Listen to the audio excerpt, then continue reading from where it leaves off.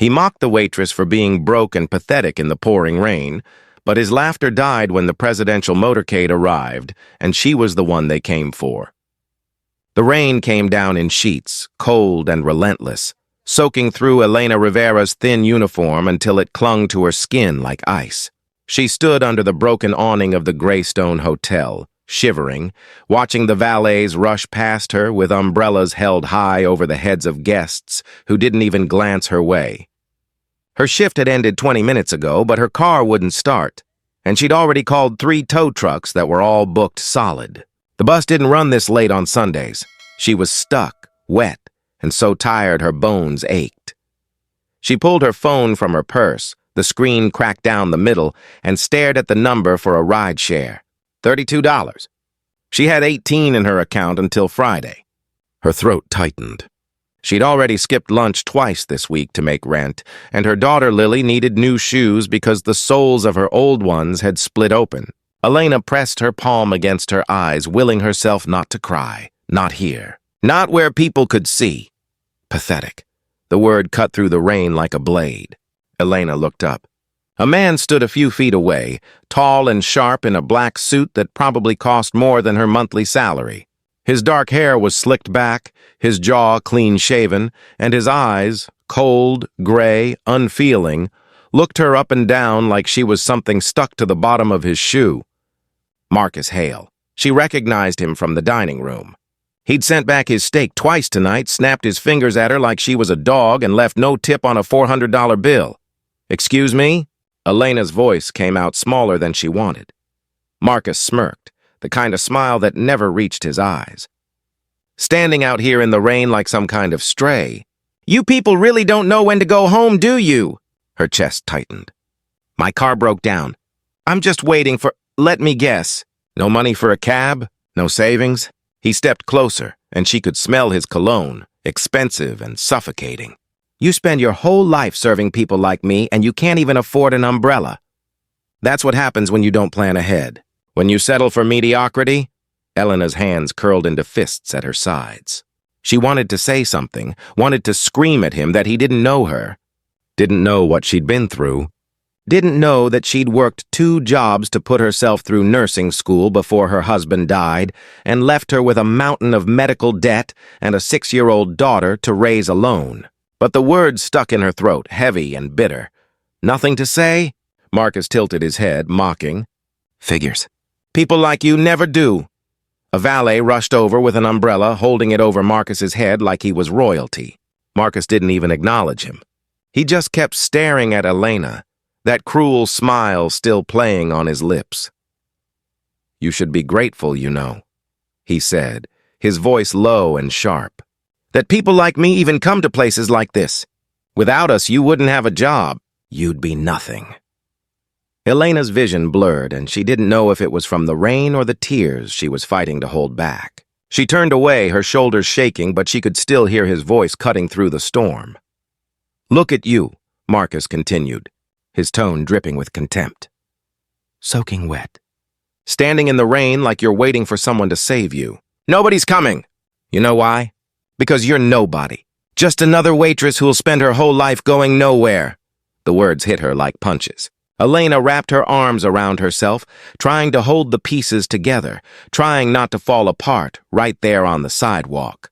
Her phone buzzed in her pocket, another text from Mrs. Cho asking when she'd be home, but she couldn't bring herself to look at it. She couldn't let Lily see her like this. Couldn't let her daughter know that sometimes the world was cruel and people were crueler. Marcus laughed, sharp and ugly. "Maybe if you'd made better choices, you wouldn't be in this situation. But that's the problem with people like you. You expect everything to be handed to you instead of working for it." Elena's jaw clenched. Her nails dug into her palms.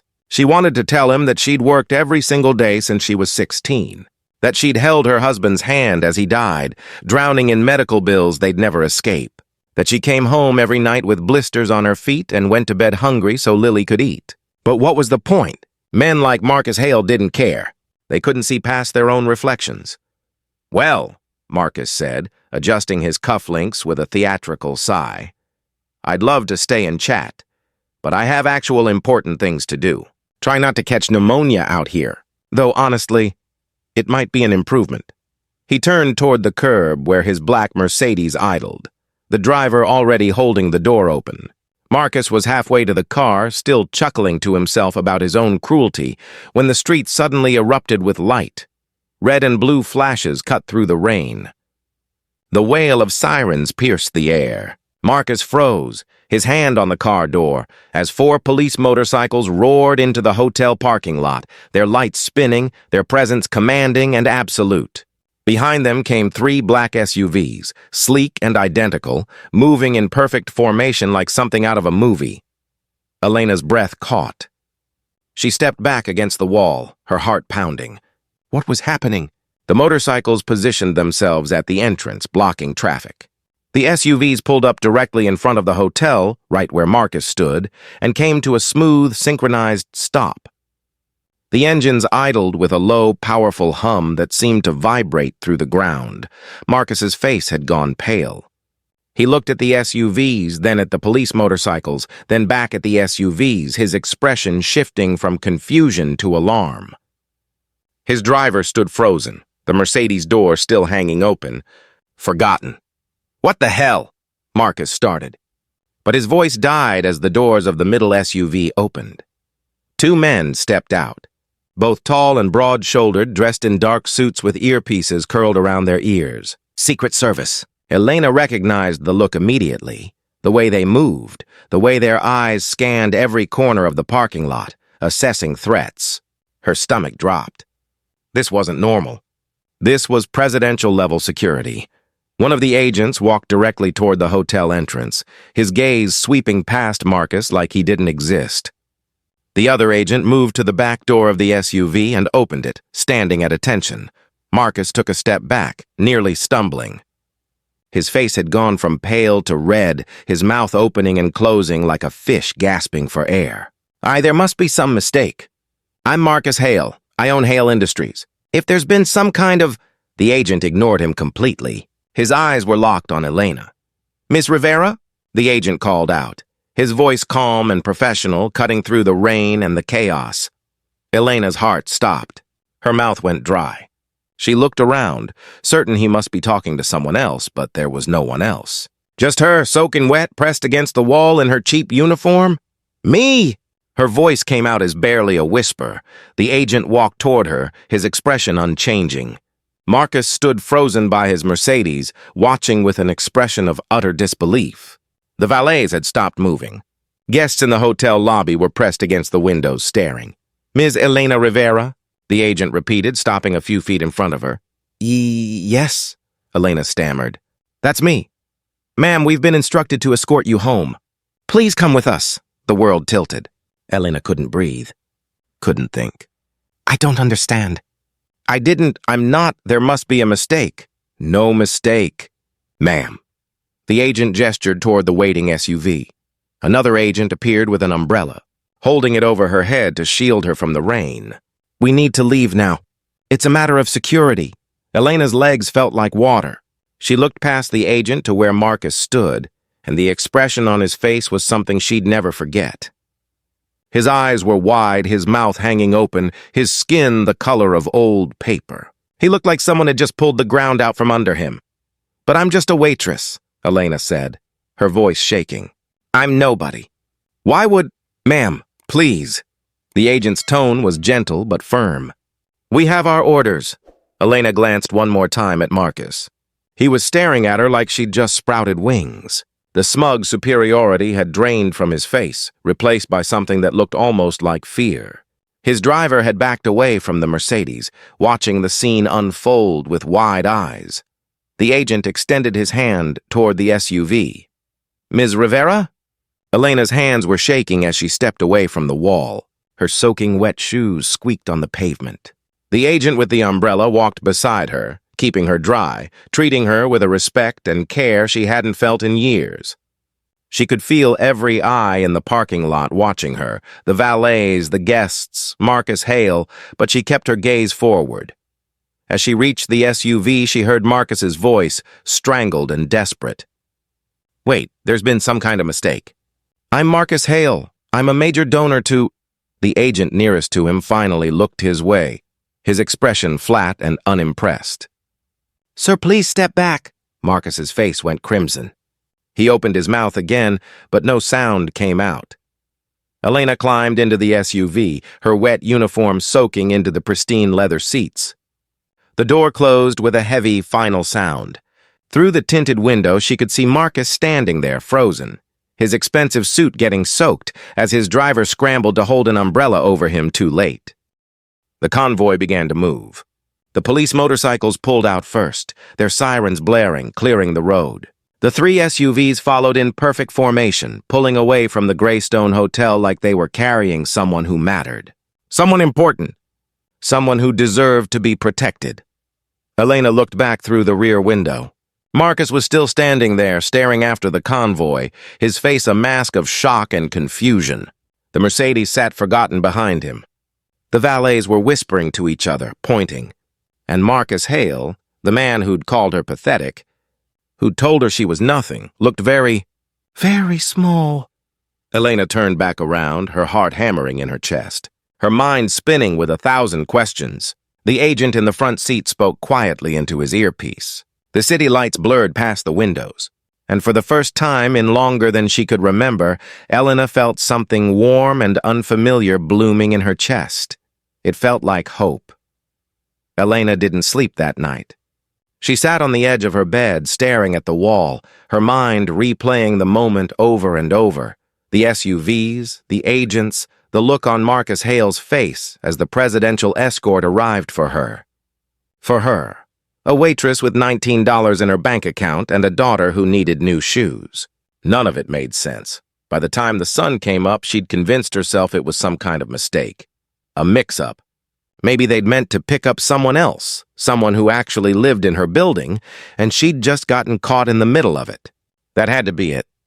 Because the alternative, that it was real, that it was meant for her, was impossible.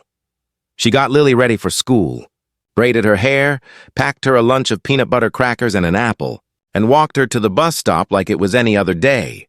But her neighbors stared. Mrs. Cho waved from across the street, her eyes bright with curiosity, and Elena pretended not to notice. She kissed Lily's forehead, watched the bus pull away, and walked back to her apartment with her stomach in knots. Her phone rang just as she closed the door. Unknown number. Elena's hand hovered over the screen, her heart racing. She almost didn't answer. But something, some strange gnawing instinct, made her swipe to accept.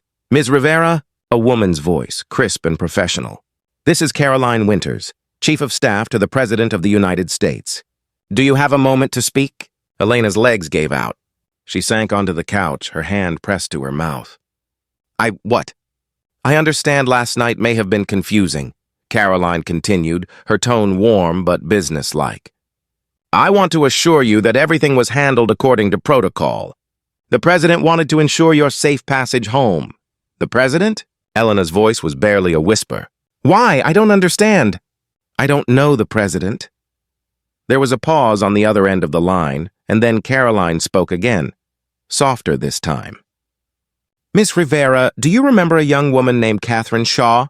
The name hit Elena like a freight train. Her breath caught. Catherine. Katie. The girl she'd found 12 years ago, bleeding and terrified in the alley behind the diner where Elena had worked her first waitressing job.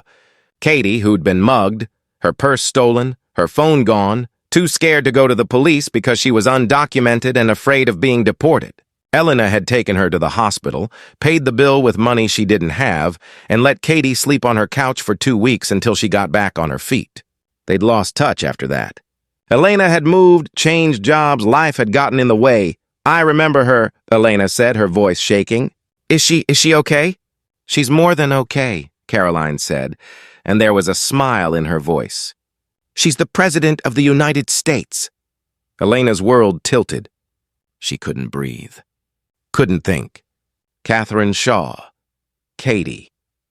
The scared, desperate girl who'd cried in Elena's arms and thanked her over and over for saving her life. That Katie was the President.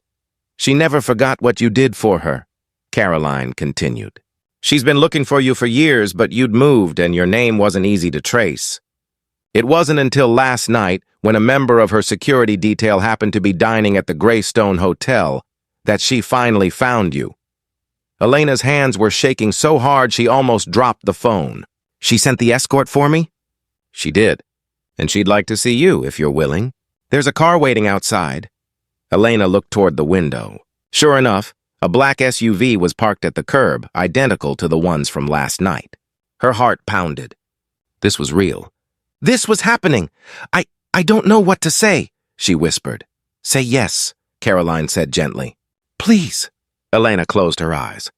She thought of Lily, of the bills piled on the kitchen counter, of the broken car sitting in the hotel parking lot, and the shoes her daughter needed, and the man who'd laughed at her in the rain.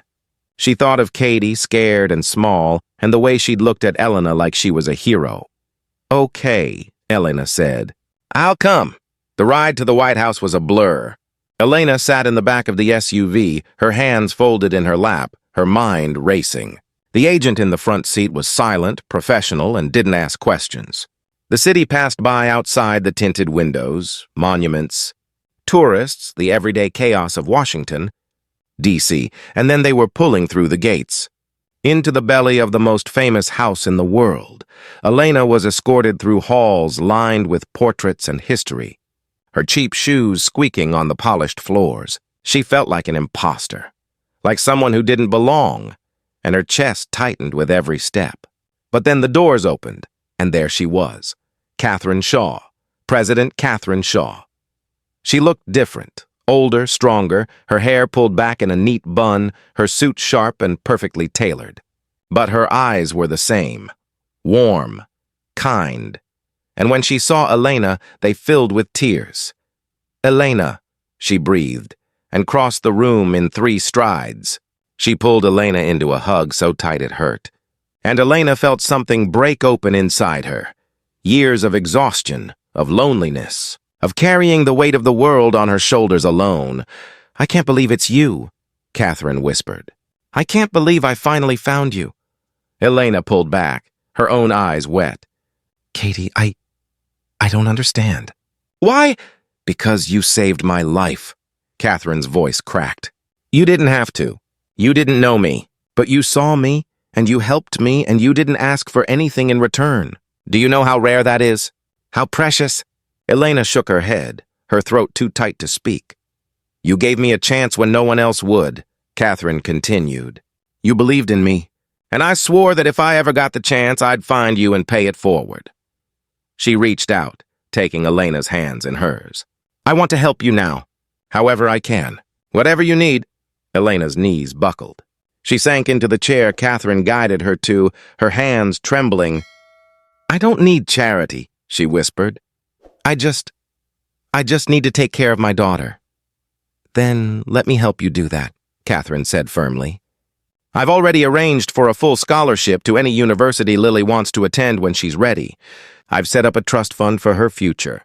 And as for you, she paused, her eyes bright. I'd like to offer you a position on my staff.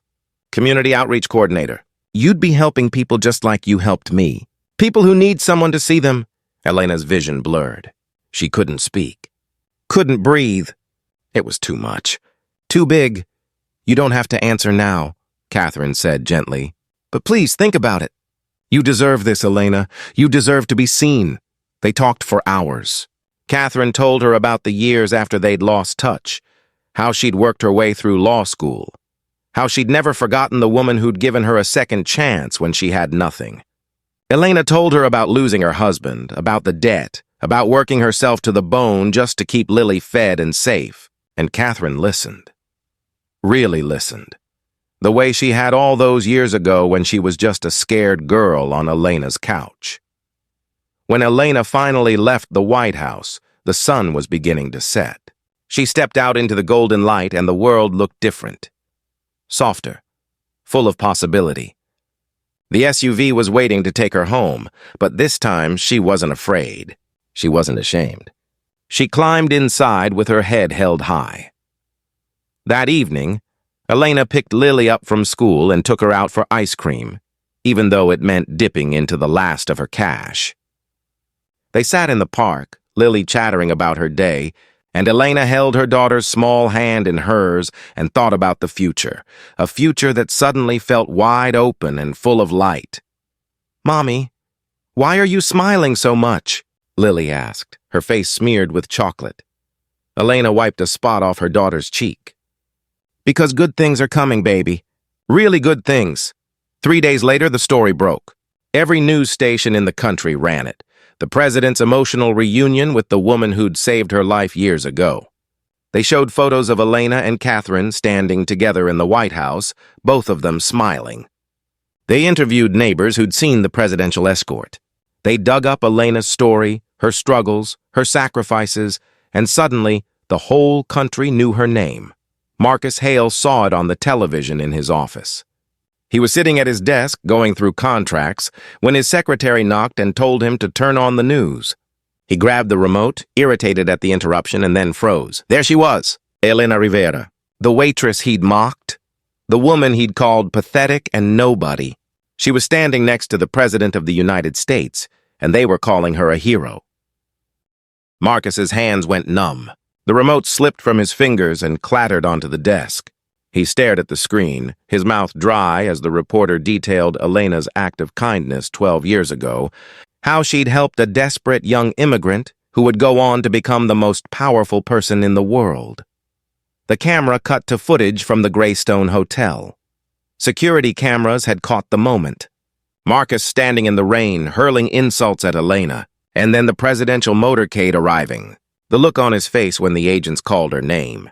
The way he'd stood there, stunned and silent as she was escorted away. The footage went viral within hours. Social media exploded. People were calling him cruel, heartless, a bully who judged others by their bank accounts. His phone started ringing, board members, investors, friends, all asking him if it was true, if he'd really said those things to a woman who turned out to be connected to the president. One evening, she was leaving a community center in Philadelphia when a man approached her. He was older, well-dressed, but his eyes were tired and sad. It took her a moment to recognize him, Marcus Hale. Elena's first instinct was to walk away, but something in his expression stopped her. He looked broken in a way that had nothing to do with money. "Ms. Rivera," he said quietly, "I don't expect you to talk to me. I don't deserve it. But I need you to know—" His voice cracked. "I'm sorry. For what I said, for how I treated you, there's no excuse. I was cruel, and I was wrong, and I've spent every day since wishing I could take it back." Elena studied his face. She saw genuine remorse there, real pain. She thought about the kind of person she wanted to be, the kind of example she wanted to set for Lily. "I forgive you," she said simply. "I forgive you. Not because you deserve it, but because I don't want to carry anger around anymore." Elena took a breath. "What you said hurt me, but it also led to something beautiful. It led me back to Katie. It changed my life. I've started a foundation," Marcus said quickly, "in your name. To help families. I know it doesn't fix anything, but I want to do better. I want to be better." Elena nodded slowly. "Then do that. Be better. Not for me, but for the next person you meet who's struggling. See them, really see them."